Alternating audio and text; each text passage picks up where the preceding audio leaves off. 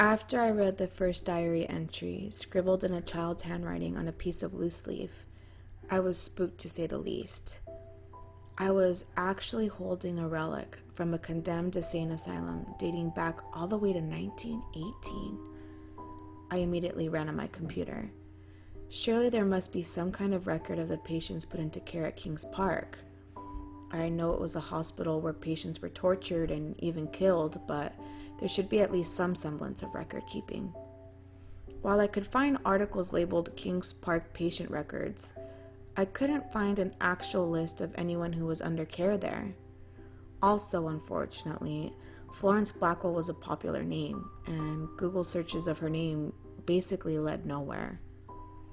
I figured since my modern day technology was striking out, the only way out was through, and I had to read more of the diary to get anywhere. I will admit that I was scared. I'm still scared to leaf through the whole thing, and I'm not reading farther than I really have to. I'm terrified for little Florence and what may have happened to her and the others in that ward. And the simultaneous screaming in the middle of the night? Something was up, and I wasn't sure I really wanted to know what it was. But going back to the sense of camaraderie and the duty that I felt while exploring Kings Park in the first place, I felt that same sense of duty to Florence. Her story needs to be told, and her memory needs to be honored. So I kept reading. April 30th, 1918. My name is Florence Blackwell, or patient 0724. I haven't written anything in here in a while since I've just been so busy learning all the new things in this hospital. Mary comes to visit me every morning and gives me a little cup filled with 4 different pills.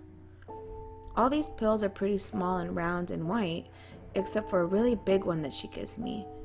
It's twice as big as the others, and sometimes I accidentally cough it up when I try to swallow it. But Mary always helps me. She pets my head, gives me some water, and tells me to tilt my head back and try again. These pills always make me feel funny. It feels like my head is static on the radio. Mama always used to listen to the radio to see about the war and when Daddy was going to come home. And sometimes the man on the radio would stop talking and there would just be a loud static noise coming from the radio. It was so loud Mama would scream a little if it scared her and run to the radio and turn it down so it didn't hurt my ears. I wish Mama could help me turn down the static in my head. After I get my pills in the morning, Mary brings me and my other roommate down to the main room for breakfast. This is always the scariest part of my day. There are people all over in wheelchairs, and some of them don't even know they're a person. At least, that's what my roommate 0698 says. 0698 was the one who stared at my face the first night. She's been here for 2 months now, and she's almost 13. She wants to get out for her 13th birthday so her daddy can take her out for a soda, like a teenager. The people in wheelchairs have no hair, and they stare out into space. I think they're looking at their imaginary friend, but 0698 says they're not looking at anything at all. Sometimes a little drool falls out of their mouths, and they don't even notice when it drips onto their laps. I had 2 roommates the first night I got to the hospital, but the other girl besides 0698 was brought out of our room the next morning by 2 large men in white jackets. She looked really scared, but they grabbed her by both of her arms and dragged her away. I think she probably could have walked there, but they helped her anyway.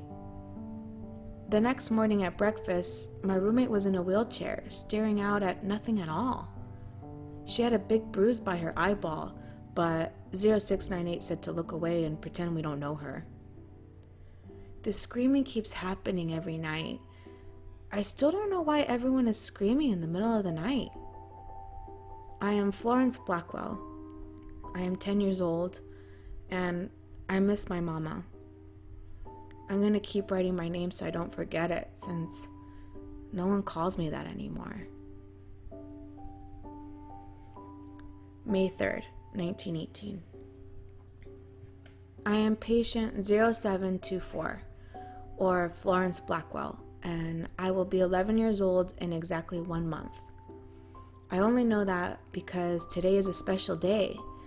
When Mary came to give me my pills this morning, she told me that today, May 3rd, we are going to have a special doctor come visit and help us. I hope this doctor helps me most because I want to go home to Mama. I haven't gotten any letters from Mama or Daddy, but I hope Mama's alright. She had a couple of bruises on her face that she covered up with makeup before I left. She told me that she fell, but I hope she doesn't fall anymore when I'm gone. I don't want her to get hurt. 0698 and I made our way down to the main hall where the new doctor was going to be. I was pretty tired since the screaming lasted an extra long time last night, and early in the morning the 2 men in white jackets came to bring me back to the room where I got blasted with the water. This happens every couple of days, and I'm getting good at not falling anymore.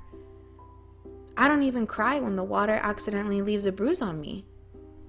We got to the main hall, and 0698 and I sat down in the back while all the nurses and doctors were up front with the patients in the wheelchairs. There was a little stage set up, and a doctor had a patient in a chair in front of him.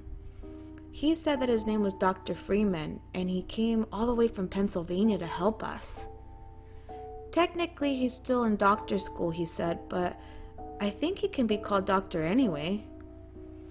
Dr. Freeman said he was sad to see all the patients like us being so sad and sick, and he created a way to help us get better.